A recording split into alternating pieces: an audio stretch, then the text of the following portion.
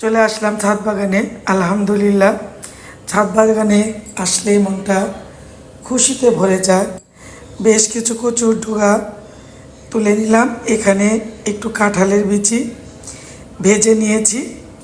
মোটামুটি ভাজা হওয়ার পর এখানে পেঁয়াজ, কাঁচামরিচ, শুকনো মরিচ, রসুন সব একসাথে মিশিয়ে হালকা জালে এগুলো ভেজে নেব।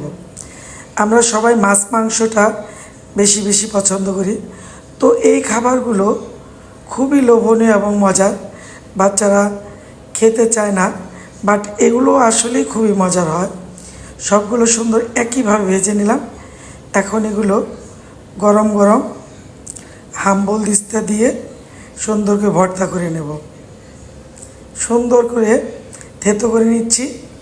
আর শুকনো মরিচগুলো রেখে দিলাম উঠিয়ে। আমার যে বন্ধুরা এই ভর্তাগুলো এইভাবে খেয়েছেন, কাঁঠালের বিচি ভর্তা, তারা তো অবশ্যই স্বাদটা জানেন। আর যারা খাননি তারা অবশ্যই এভাবে ট্রাই করবেন। আমার বেশ কিছুদিন যাবৎ কথা বলতে সমস্যা হচ্ছিল, তাই আমি আপনাদের সুন্দর ভয়েস দিয়ে ভিডিও দিতে পারিনি। তবে আজকে একটু চেষ্টা করলাম, কষ্ট করে সবাই বুঝে নেবেন। শুকনো মরিচটা একটু ডলে সরিষার তেলটা পরে মিশিয়ে নিলে এই ভর্তাটা খেতে খুবই মজার হয়।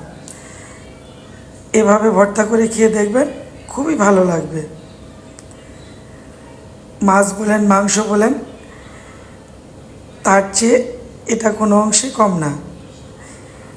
বাচ্চারা খেতে চায় না, কিন্তু এই খাবারগুলোই খুবই মজার হয়। যে কোনো খাবার আমরা যদি একটু প্রেজেন্টেশনটা সুন্দর হয়, আমি সবসময় বন্ধুদেরকে তাই বলি যে প্রেজেন্টেশন আমরা একটু গুছিয়ে খেতে পারলে আমার কাছে খুবই ভালো লাগে। তো আমার বাগান থেকে তোলা এখন আমি কচুর ডগাসহ শাকগুলো সুন্দর করে সেদ্ধ করে নিয়েছি। এখন আমার এই পদ্ধতিতে আমার বন্ধুরা একটু ট্রাই করে দেখবেন। প্রথমে শুকনো মরিচগুলো একটু ভেজে রেখে দিলাম।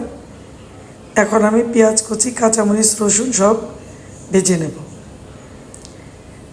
তারপর আমার সিদ্ধ করে রাখা কচুর পাতাগুলো এই যে এখন দিয়ে দেব।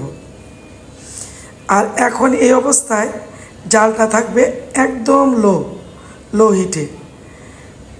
সুন্দর একদম তুলতুলে সেদ্ধ হয়ে গেলে, পুরো পানিটা খেয়ে গেলে চুলোতে তারপরে লেবুর পাতা দিয়ে দেব। এখানে লেবু অ্যাড করব না, লেবু অ্যাড করলে ওটার টেস্ট আবার অন্যরকম হয়ে যায়। এখানে লেবুর পাতাটা সুন্দর একটা ফ্লেভার আসে। বাস এভাবে আমি করে নিলাম কাঁঠালের বিচি ভর্তা আর মচমচে শুকনো মরিচ দিয়ে কচুর পাতা ভর্তা। এগুলো দিয়ে গরম গরম ধোয়াটা ভাতের সাথে খেয়ে দেখবেন, খুবই মজার হয়। আমার বন্ধুরা আমার পেজের সাথে থাকবেন। সবাইকে সালাম, আসসালামু আলাইকুম।